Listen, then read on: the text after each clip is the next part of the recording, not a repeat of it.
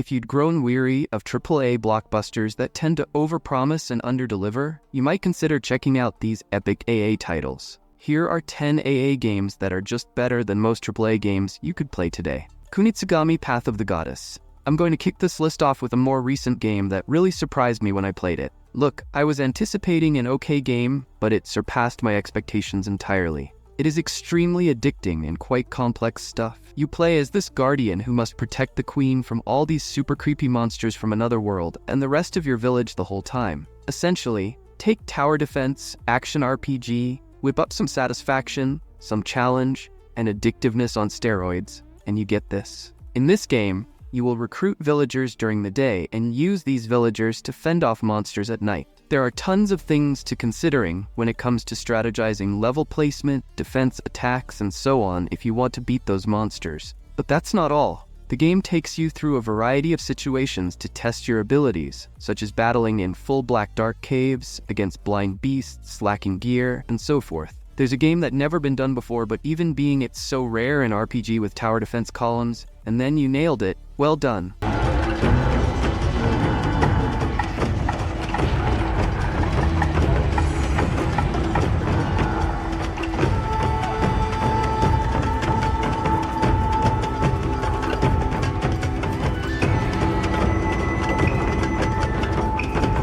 If you've already played Sifu, and you want an experience similar, but with a little more depth, you have to try Absolver. This was a low-budget action-adventure game in an age when all PC games were of this type, but delivered via a third-person perspective and revolving around the martial arts. It was set in a world where the empires had fallen, and you were struggling to stave off chaos in the wider society, characteristically rather a visual cliché in how that was illustrated. The game allows you to compete in both PvE and PvP, and it actually has a pretty healthy and helpful community who isn't toxic in any way. Brace yourself, though, because the combat here is a much steeper learning curve. In Sifu, the enemies may parry your attacks, but they give you the breathing room to get on top of the pile, which is why some have likened it to Dark Souls. But for me, it's more like For Honor, but with a martial art code and with so much more depth. That's it, basically. Though, if you can bear even mild frustration, this is considerably better than the average AA fare.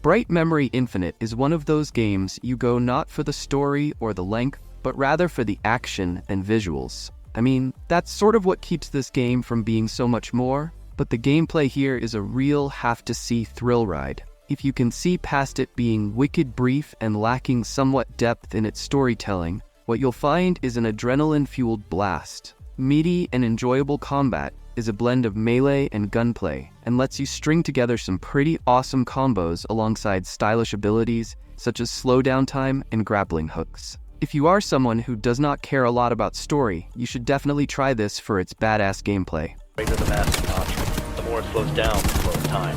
That means the time in that area must be.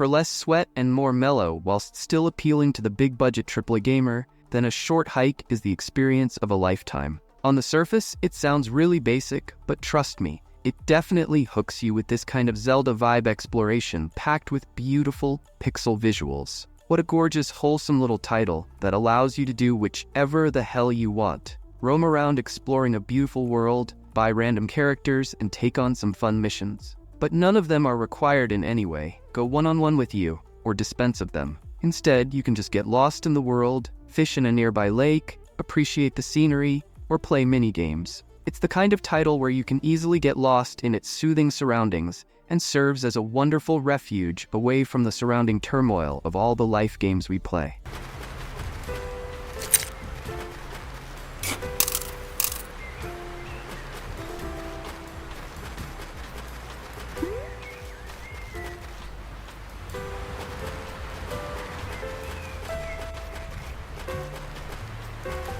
You all remember Hades, right? The little indie title that blew up the action roguelike genre with its visceral hack-and-slash combat, cartoonish art direction, and seemingly endless replay value? Naturally then, a sequel was to be expected. And here we have it. Well, almost. Hades 2 is currently in early access, and trust me, it's already a lot of fun. The game carries all the goodness from the first and turns it up to 11. The combat and combos are familiar to the original, if that is even possible, meaning they are great as we all love them. However, the voice acting, the music, and the art are what has really been refined this time around. They have really stepped it up. And naturally, some new content, with new gods, new ghosts, new monsters, new perks, new powers, new everything. Okay, some of the boons, those bonuses you acquire, aren't that useful or worth taking just yet, but again, it is early access. Things will get polished. And even now, it seems to be yet another potential mega hit in the making. And the rating definitely agrees with me.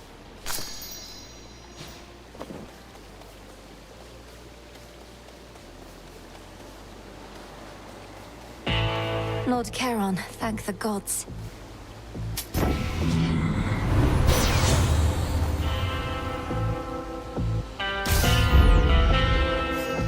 Nobody Wants to Die has players step into the shoes of suspended detective James Kara in a world where wealthy people can sidestep death by uploading their consciousness into new bodies. According to Amazon, Kara has to find out who destroyed a brain device linked to a rich and influential man. But the search leads him to her boss's suppressed murder investigation. Set over the course of your pursuit of a killer, the game's compelling narrative comes along with choices that alter the flow of the story and dialogue. The characters all have quite a bit of personality, despite only being heard, and the titular Kara's ability to charm the hearts and minds of those playing grows as decisions are made. The atmosphere in the game is great, with beautiful retro-futuristic locations, straight out of the Blade Runner template. Even as an extension of 35 minutes, the visuals enthrall, introducing us to a life where dying is obsolete. Kara then puts on a shiny metal gauntlet, which allows him to carry out faintly similar things as the tools of investigation,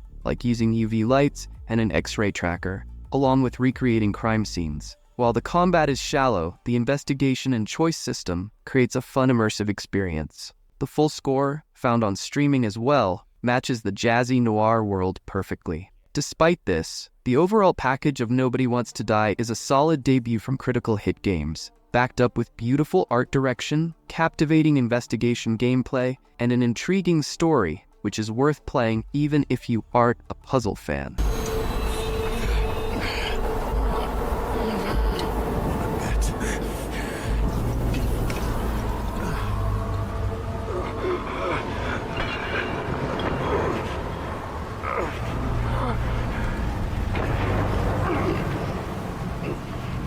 Last but not least, we have The Sinking City. I was completely wowed when I first laid my eyes on this. It just has that particular atmosphere to it that gives you an uneasy feeling of extreme loneliness within a half-lap, functionally flooded and fully taken over world/land by an evil supernatural entity. It is your task to determine what has occurred while you endure the harrowing depths of secrets in this brutal reality. It is what I love. The game does not puff. You will pound the pavement, climb aboard, and plunge into the deep blue sea while exploring the brutal expanses of the natural world. Then there are the monsters, obviously, which are nightmarish in the very best sense of the term. They wrap around your throat, they build tension while you navigate the sunken city dealing with cases. That having been said, investigation and solving the associated puzzles are the core of this title, and any case can be perfectly solved in multitude of ways however you want to approach it. But it's not for everyone. The game is also extremely slow at times, and has more than a few issues that make it seem a bit rough around the edges.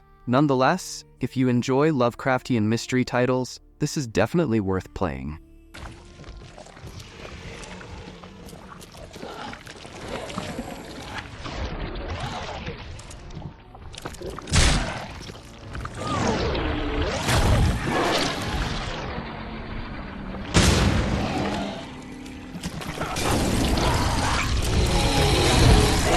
Bramble the Mountain King is a short adventure you can complete in one sitting, but it will stay with you for a lifetime, and if you like that, you need to play it. The game is a good 5 to 6 hours in length, but every single minute is brimming with life and emotion. You control this little boy and the sister he needs to save, whose goal is to retrieve his sister, who was snatched by a giant, ugly nest. The best part of this game is their dark, hyper-rich, and hyper-strange game world. It comes packed with surprises, weird things, a tread of death, and battles of titans. I actually think the combat is quite good, but the exploration is what truly makes this game awesome. It has a story that holds you captive, with this kind of special connection between you and the character. You would never know what the universe has in store for you, or whatever you will encounter.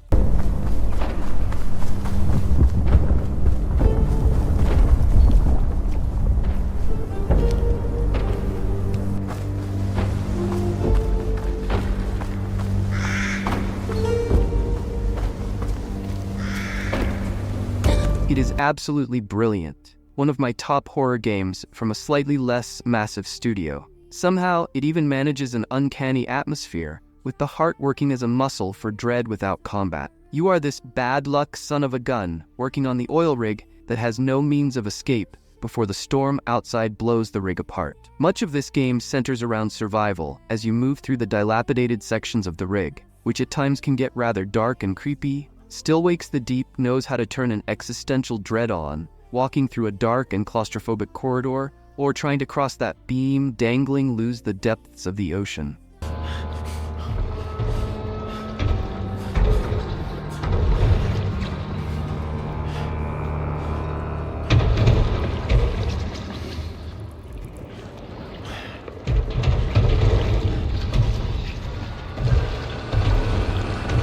Finally, I want to touch upon No Rest for the Wicked, and there is quite a lot that I really enjoy about this game. I will start with the story. It's a 10 out of 10 for me. It has the intrigue, human characters of the sort you might genuinely wish to mingle with, and solid voice acting on top. RPG elements are also quite satisfying, such as resource gathering, crafting, and building things, which is quite nice. And naturally, the combat is a total blast. Very difficult, Souls-like, and never unfair. It throws all manner of enemy at you, each with unique attacks and abilities that you need to learn to defeat. You do this by pairing an arsenal of deadly weapons, from cold steel to the smoking gun, all packaged with mountains of other gear, to form your own personal style of play. But it surely is far from being perfect, and it shouldn't be too. Although the game is still in early access, it has a long way left to go before it releases.